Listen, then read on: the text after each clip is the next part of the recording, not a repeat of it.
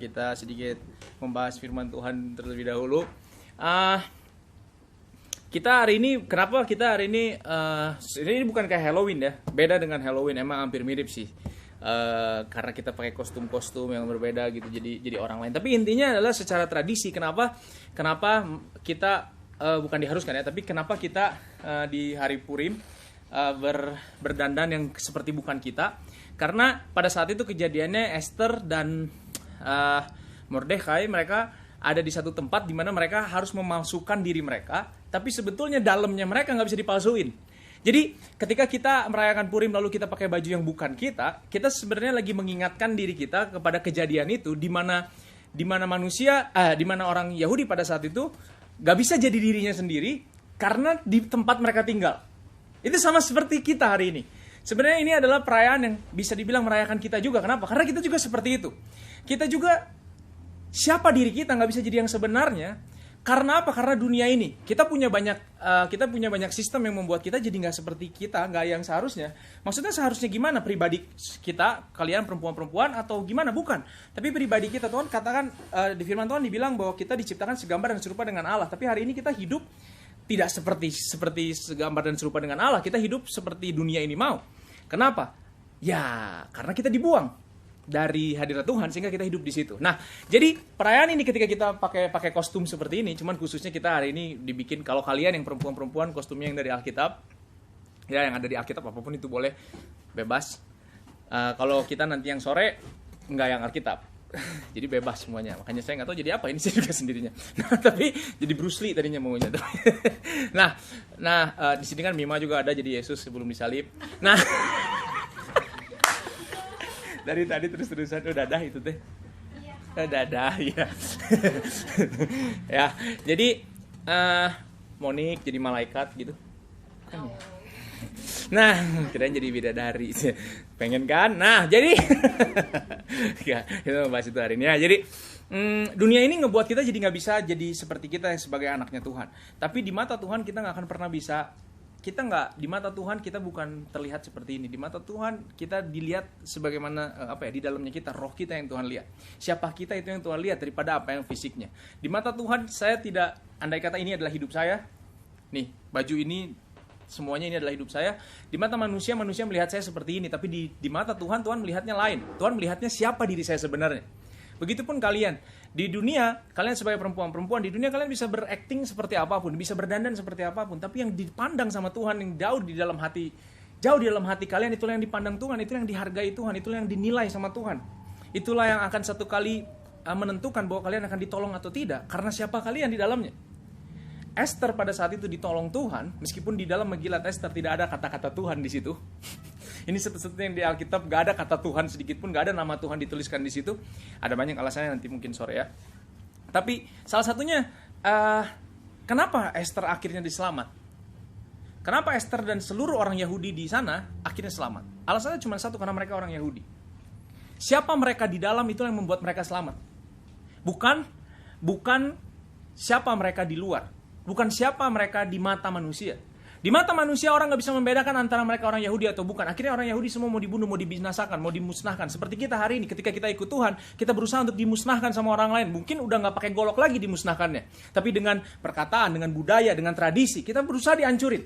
Betul? Tradisi dunia sekarang berusaha menghancurkan anak-anak Tuhan.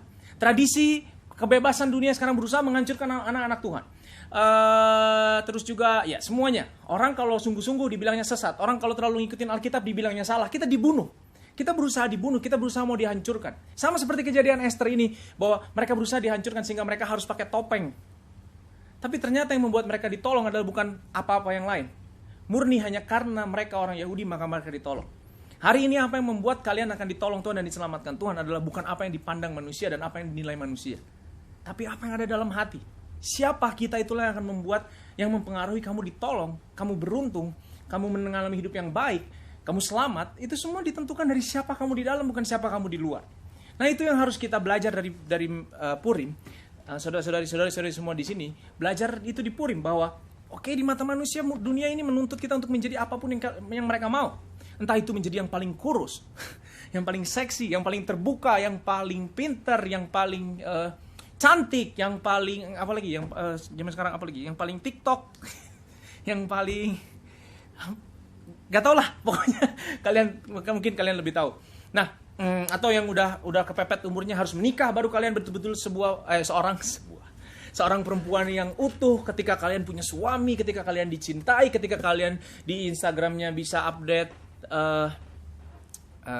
prewed kalian di luar negeri gitu. Kita berusaha dituntut seperti itu, tapi ketahuilah bahwa yang membuat kita bahagia, yang membuat kita bahagia, yang membuat kita selamat adalah siapa kita di dalam. Dan Tuhan gak peduli apa yang nampak di luar kalian, Tuhan peduli apa yang di dalam kalian. Mungkin ini sering kalian dengar, oh ya Tuhan melihat apa yang di dalam, tapi ini dibuktikan dengan Megillah Esther. Dengan kejadian di Mordekai dan Esther itu membuktikan kepada kita semua bahwa siapa kita itu yang paling penting.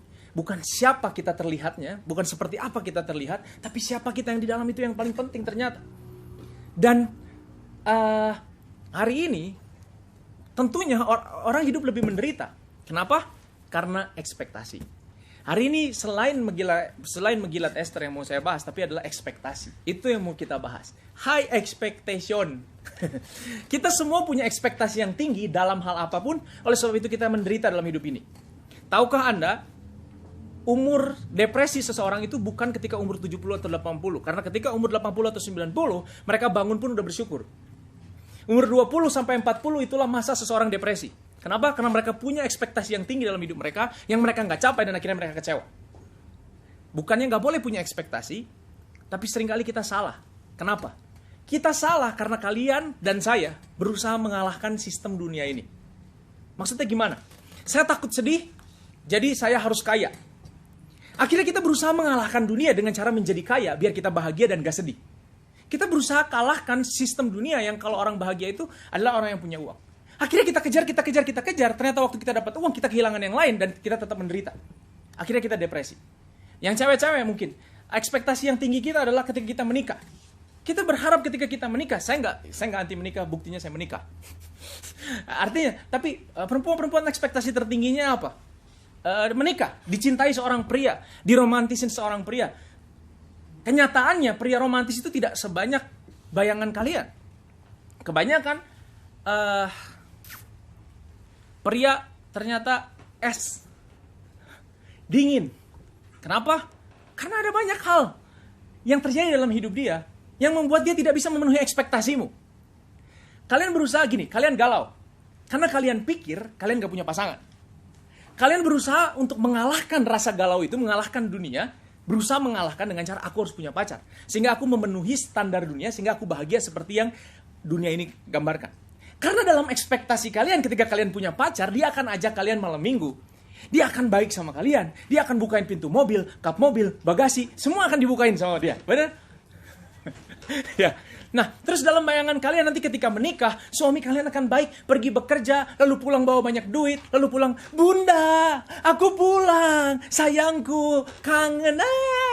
Pada kenyataannya ternyata enggak. Ternyata di kantor dia dipukulin dengan dunia yang berat ini. Lalu dia pulang, dia bete, ya daripada diabetes ya, tapi dia bete, kalian, ekspektasiku nggak terjadi. Ternyata ketika pulang, dia udah pusing setengah mati dengan pekerjaannya, dia pulang, ternyata dia berekspektasi juga, dia berekspektasi untuk dihibur istrinya berekspektasi untuk dihibur suaminya, akhirnya bertengkarlah mereka. Tapi itu semua dalam ekspektasi kalian nggak? Enggak. Ekspektasi kalian adalah ketika kalian punya pacar, kalian akan mengalahkan dunia ini yang membuat kalian galau hari ini. Kalian lihat di Instagram semua orang pacaran, yang udah umurnya mepet. Wah, semua orang punya suami, semua orang menikah, semua orang punya anak. Kayaknya bahagia, enak ngurus anak. Kalian gak tahu aja, itu ekspektasi. Ternyata pas udah dijalanin, ternyata gak seindah itu. Anaknya gak mau tidur, suaminya gak mau bantuin. Suaminya gak mau bantuin, anaknya gak mau tidur, anaknya motah. Ternyata gak seindah itu. Dalam bayangan kita juga sama yang laki-laki, dalam bayangan kita ketika menikah, wah enak sekali kita bisa nonton bareng sama istri kita pulang bisa istirahat. Kenyataannya enggak. Ke kantor kita istirahat, pulang kita kerja. Kenyataannya itu. Iya kan? Pulang kita harus ini, ambilin Gojek, ambilin ini, ambilin itu, ambilin ini. Gitu. Gak bisa, kita juga gak bisa istirahat. Kita semua gagal sama ekspektasi kita. Nah, Akhirnya di sini kalian, saudara-saudari mungkin berpikir, oh berarti saya nggak boleh ekspektasi. Bukan. Tapi cara mengalahkan dunia bukan dengan berekspektasi. Cara mengalahkan dunia adalah dengan beradaptasi. Nggak apa-apa, nggak usah. Nah, cara mengalahkan dunia adalah dengan beradaptasi. Kalau kalian jadi anak remaja yang jomblo, adaptasi gimana caranya jomblo? Adaptasi. Kalau kalian udah tua, umur 30 belum punya pacar, adaptasi gimana caranya umur 30 nggak punya pacar. Kalau kalian miskin, adaptasi gimana caranya hidup dengan miskin. Kalau kalian kaya, adaptasi gimana caranya kalian kaya. Ketika kalian menikah, kalian juga beradaptasi. Adaptasi jadi perempuan dewasa, adaptasi jadi orang yang nggak bisa lagi punya keinginannya di sendiri. Saudara pikir ketika saudara menikah, saudari-saudari semua menikah, saudari semua akan jadi princess di situ? Enggak, kalian udah nggak jadi princess lagi, kalian udah jadi ratu semut di sana. Satu-satunya yang bertanggung jawab di rumah. Kalian gak akan bisa lagi gini, guys. Gak akan bisa lagi, saudara. Itu gak akan terjadi lagi. Karena di rumah kalian harus gini, harus gitu, harus gini. Anak nangis apa segala macam. Mandi gak keburu, makan gak keburu. Boro-boro kalian tetap cantik. Boro-boro yang misalkan yang habis ngelahirin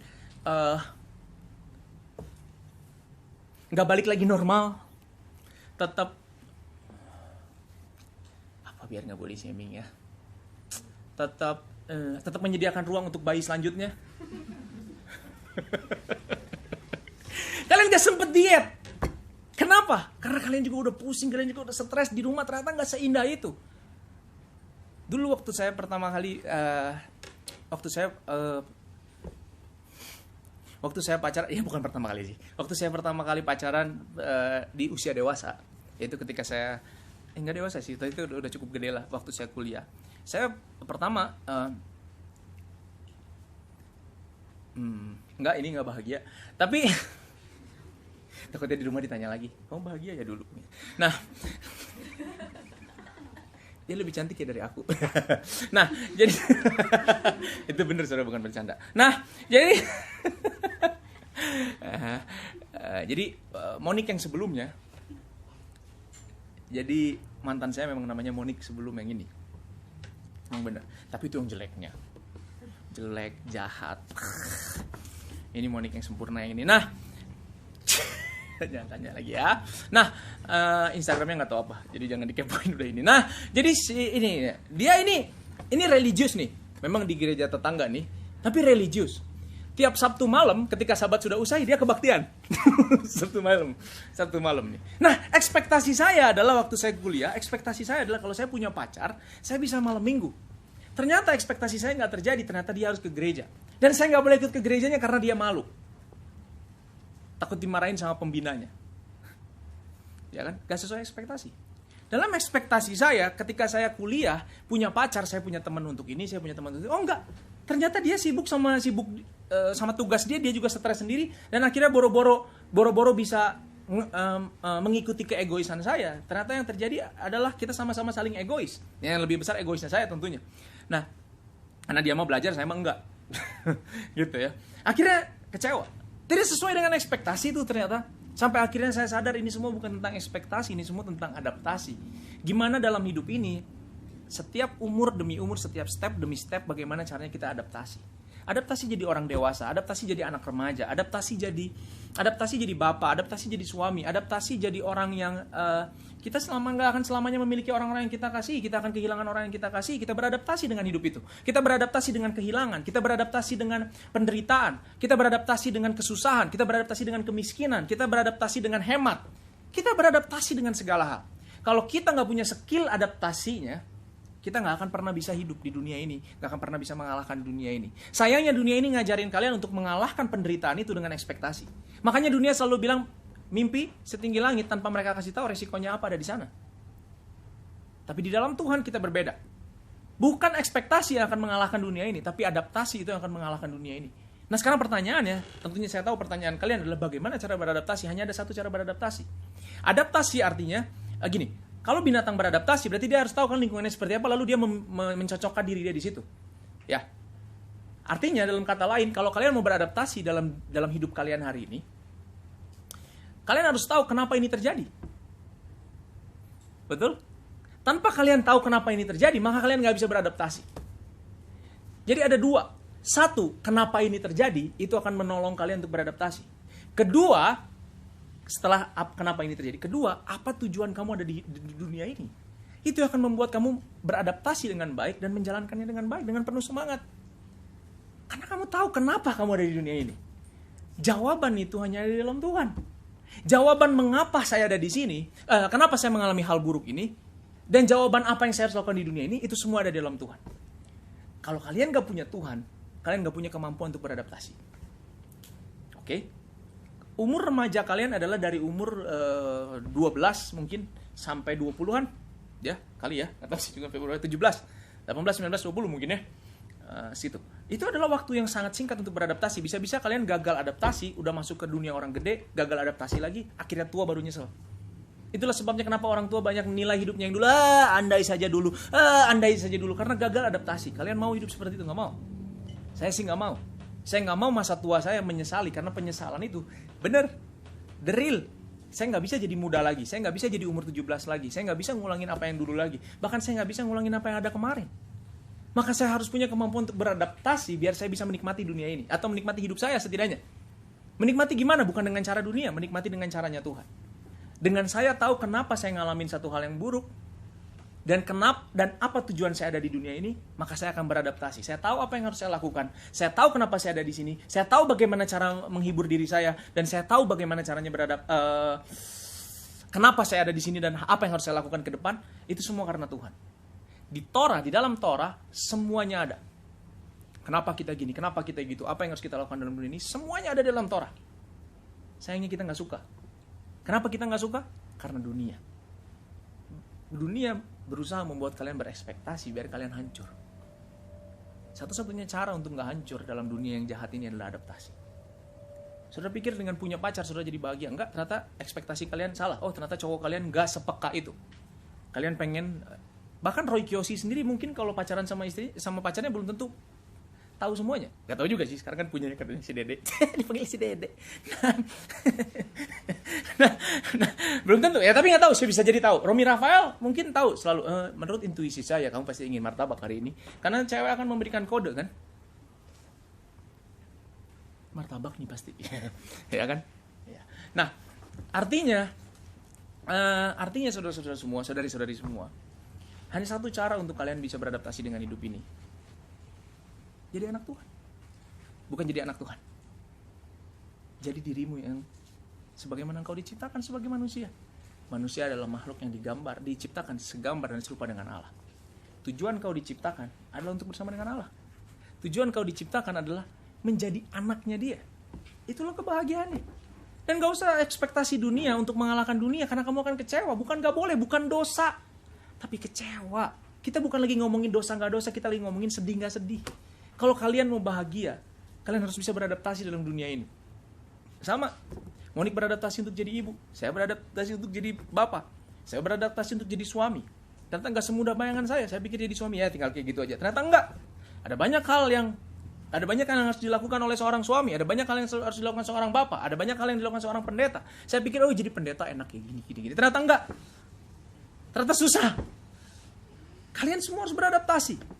Di usia segini kalian beradaptasi, di usia berapa kalian beradaptasi. Hari ini kalian sekolah, kalian adaptasi.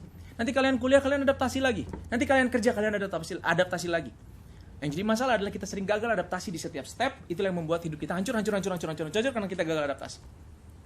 Yang harus kalian lakukan hari ini adalah adaptasi. Artinya yang harus kalian lakukan hari ini mencari Tuhan. Oke? Siapapun perempuan di sini yang udah kepepet umurnya, Tuhan gak pernah salah. Tuhan gak pernah lupa untuk kasih kalian jodoh. Berarti kalau nggak ada emang nggak ada, nggak bukan. Tapi intinya gini, Tuhan tahu ketika saudari-saudari semua gagal adaptasi, sebaik apapun suami kita tetap akan kecewa, kita tetap akan nangis. Kenapa? Karena bukan karena dia salah, karena kita berekspektasi sesuatu yang nggak akan pernah mungkin dilakuin dia. Dan ada yang kedua, alasan kedua. Kenapa? Karena ternyata tanpa kita sadar, yang punya ekspektasi dalam hubungan bukan cuma kita, tapi pasangan kita. Dia juga punya ekspektasi. Dia pengen diperhatiin, dia pengen dimanjain, dia pengen diapain. Yang satunya pengen diginiin, pengen digituin. Oh, kita sama-sama punya ekspektasi. Itulah yang membuat kita kecewa satu dengan yang lain dan bertengkar satu dengan yang lain. Nah, artinya saudara, mau kita menikahi siapapun, yang paling baik sedunia sekalipun, ya, kita akan jatuh, kita akan kecewa juga. Kalau kalian menikahi malaikat sekalipun, dia akan berubah jadi setan. Begitu nikahin kalian, dia akan langsung melewati batas-batas itu. Dia akan kecewa dengan kehidupan. Salomo, yang istrinya paling banyak dan hartanya banyak, dia bilang lebih baik, kata Felix ya, Felix tahu banget yang kayak gini-gini, lebih baik tinggal di ujung sotoh daripada tinggal satu rumah dengan perempuan yang suka bertengkar. Bisa bayangin? Seorang laki-laki, raja yang paling besar dan paling kaya, bisa berpikir lebih baik gue nyumput di ujung sotoh daripada gue sama perempuan tukang bertengkar. Bising salah, nanti kalian kira ini pasti kok Emily ngomongin istrinya nih, enggak ya, gini. Nih, gitu ya. Ya, coba bayangin. Salomo kan punya istri yang lain, yang satu tukang bertengkar ganti aja. Tapi dia sampai ngomong gitu. Kenapa? Penting sekali saudara-saudari semua. Ya, artinya siapapun yang kalian nikahin, kalian akan bertengkar karena kalian punya ekspektasi dan tidak beradaptasi. Kalau kalian mau nggak bertengkar, harus beradaptasi. Yang satu beradaptasi dengan yang satu beradaptasi dengan yang satu. Tapi sayangnya kita nggak bisa beradaptasi kalau kita nggak tahu bagaimana cara beradaptasi. Di Alkitab kita punya cara untuk beradaptasi. Kita punya Parasha Mishpatim.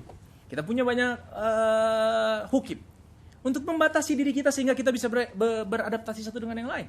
Dan yang paling penting, kita punya terang. Kita punya hidup dalam hidup kita sehingga kita nggak perlu ekspektasi lagi.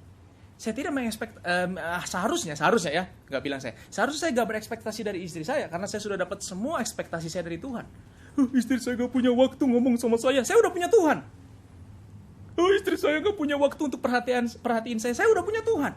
Begitupun perempuan-perempuan sekarang, aku nggak ada yang ingetin makan, aku sampai gendut gini makan terus. Gara-gara nggak ada yang ingetin makan.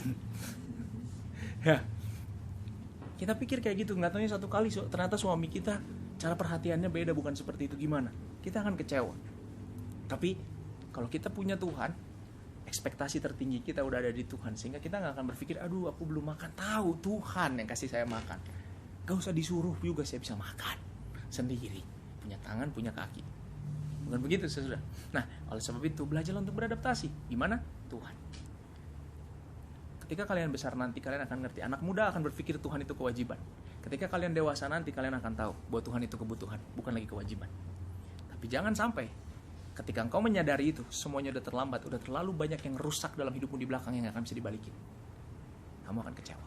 Jadi selama kalian muda, precious girl, pikirkan dengan baik masa depan kamu. Caranya dengan mana?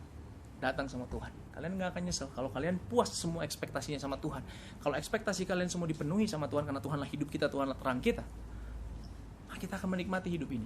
Yang jomblo akan menikmati hidupnya, yang punya pacar menikmati hidupnya, yang punya yang punya suami menikmati hidupnya, yang punya anak menikmati hidupnya, yang susah menikmati hidupnya, yang kaya sukar masuk kerajaan surga, yang miskin bisa menikmati hidupnya. Kalian akan menikmati itu semua bersama dengan Tuhan. Tapi kalau kalian mau pilih jalan yang lebih sulit seperti dunia ini, silahkan. Tapi pastinya rugi, dan tentunya kita nggak mau itu. Oke, saudara-saudari semua. Oleh sebab itu, datanglah kepada Tuhan dan bertobat hari ini, karena belum terlambat. Siapa kamu di dalam, itulah yang akan membuat engkau tertolong.